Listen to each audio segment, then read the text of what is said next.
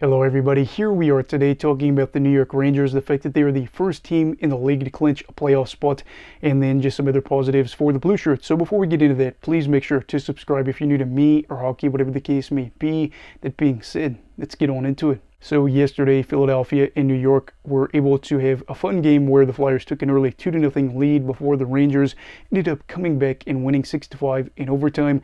A great win, and for a lot of fans, you're always going to be happy with the win for the most part. But this one was especially special because of the fact that they were the first side to clinch a postseason berth, which marks the third straight season they're able to do so, and then also locks up the third straight year where they're going to have 100+ points in a season as a team. And this also possibly marks the first time since 2015 where the team could win the division. So with their final 10 games, what exactly could you expect for the Rangers? And for me, I think it just comes down to playing important games and understanding that there are so many things that could happen over these final 10 games you have to be aware of. Looking at the fact that they have the division still up for grabs, yes, I'm aware of the fact that they probably have it locked up. However, Carolina has been good as of late. And for the Rangers, you wouldn't really want to see yourself lose the division when you've been towards the top or at the top for so long.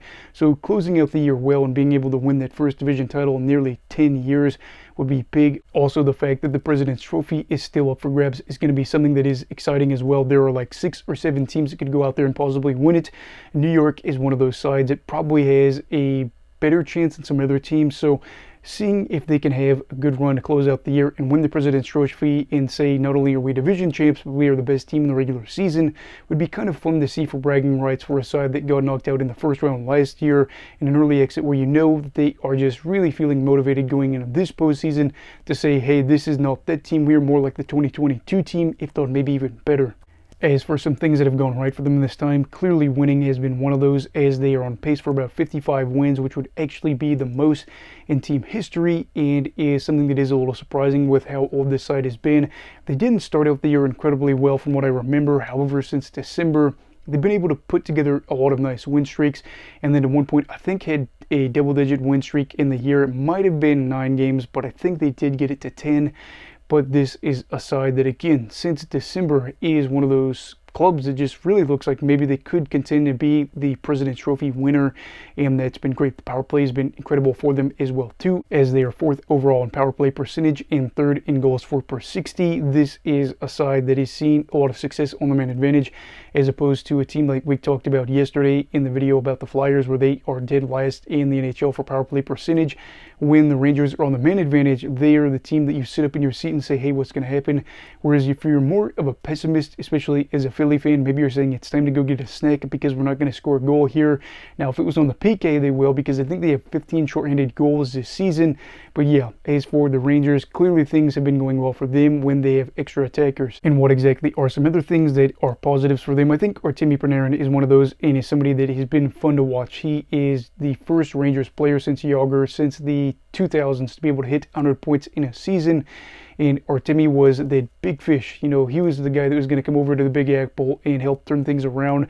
First time hitting triple marks for the points, and this is a player that is in his early 30s, and maybe the best is yet to come for him. Artemi is also 5th in the league for power play points, so maybe he is one of those guys where you say he is a huge contributor to the power play. I don't think that'd be too controversial, and is going to be the leading scorer for the team. Now, looking at a guy like Vincent Trocheck, who is 2nd on the team, is he going to hit 100 points this year? Probably not, unless he averages about 30 points, where he had about 30 points over his final 10 games. But still, seeing some guys like them is just really fun to see how they're doing. Especially Trocheck is another player that is underrated, especially compared to where other players are on this team. But some of those guys, I'm just happy to see how well this year has gone for them. As for another individual, Jonathan Quick comes to mind. Now, looking at him going into the season, my expectations for himself in the club were a little bit different. I thought the Rangers were looking to compete a little bit more, and by getting Quick, he is somebody that I thought would hold them back. And instead, you would probably argue has been their best goalie. Quick had some struggles over the past 5 seasons. This year, though, things have looked really good for him. As at 38 years old, he is possibly going to be the guy that you could say is the playoff starter if things work out the way they could. and is a guy that is looking to make history with this team. Now, before this, he had a lot of wins clearly with LA and is now at a spot where he is tied with Ryan Miller for the most all-time wins for an American goalie in NHL history with 391, and has since signed an extension with the Rangers for next season. So either this year or next season, he's going to be able to pass Ryan Miller and probably get to 400 career wins, which is cool. And I know it's going to be weird to see him do it with the Rangers, but we've seen a lot of players over their career be really good with one team and then end up hitting big milestones with other ones. And then something that I found really fun to watch for this side is the arrival of Matt Rimpey. I know fighting is kind of controversial right now because of the long-term effects, and I totally do get that, but I think a lot of us were brought into the league and watched a lot of fighting and think it's fun. And to me, I have kind of an opinion where if the league said no fighting allowed, we're banning it, I would still watch hockey because I love the game. If I would only watch because of the fighting, you would just be a boxing fan. Whereas with this, I kind of view it as a deal where you have a lot of players now, especially over the last 10 years, they're well aware of the fact that if you are going to be dealing with fighting and things like that, there's some side effects on the ice as well as off the ice. And for me, I just view it more as these are two consenting adults that are going at it and they're trying to have a fight. Now, dropping the gloves is something that will probably get more and more controversial as time goes on, and I do get that, and I do want players to be safe. But for the moment, just being able to see what he's been able to do, that's not been, the dirty stuff, but just the fights, that's been kind of a go-to, especially for the highlights. What is he going to do? Is he going to throw down with somebody else that is a notable fighter, somebody like Reeves, that's not afraid to go out there and drop the gloves? Just something that I've kind of enjoyed with this, and not a player that is going to have a massive impact for the team with points and things like that, but just somebody that is going to be a player you watch. And then a little bit of a different path that I wanted to go here was Peter Laviolette probably being happy that the Washington Capitals and him parted ways.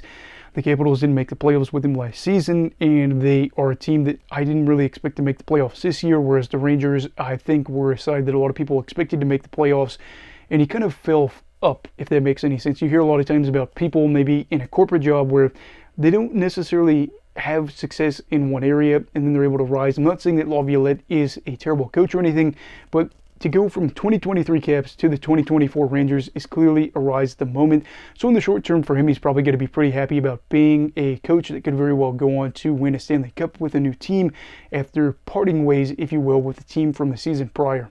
And ultimately, for me, it's okay if the Rangers don't win the Stanley Cup. I know that sounds controversial, especially because earlier in the year, I made a video talking about how the Rangers really do need to win because some of the veterans that they have are good, but they're also a little bit older and there's some bigger contracts that they're dealing with. But I also view it as a period that would be relatively successful. They go to the Eastern Conference Final in 2022. They have a good regular season in 2023. They win a division title and maybe even the President's Trophy at this point, and then maybe go deep in the playoffs again. While you would want to see them win their first championship since 1994, this is still going to be an era that I think a lot of Rangers fans look back at and get reminiscent of and say, oh, maybe we didn't win a championship, but we still had a really good period. So yes, the Rangers are in the playoffs, they're the first team to do so, and they are looking to get that first championship in 30 years. So we'll see if they do it, but of course, just kind of some positive things talking about them this year. So anyway, what are your thoughts on the Rangers being the first team to clinch? Do you think they'll be able to win the Cup? Do you think they'll even make it to, let's say, the conference final? Let me know all that stuff down below in the comments. Please make sure to like this video if you enjoyed it. Subscribe if you're new. Everybody stay safe. Have a great night. And you love hockey already. Goodbye, Brigadiers and Brigadettes. This is your captain signing off. Have a great night.